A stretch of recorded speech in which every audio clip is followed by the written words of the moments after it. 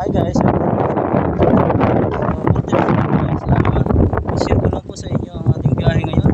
Galing tayo sa trabaho sa may Kawayan, Bulacan. So ngayon, pauwi tayo ng Cavite. Ngayon, nandito na ako sa isang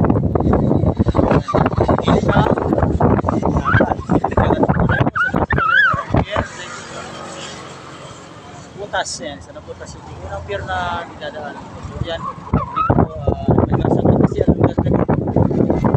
Malakas yung hangin. Tapos kita nyo naman, maintain siya. Ganda dito yung tanawin. Lalo na siguro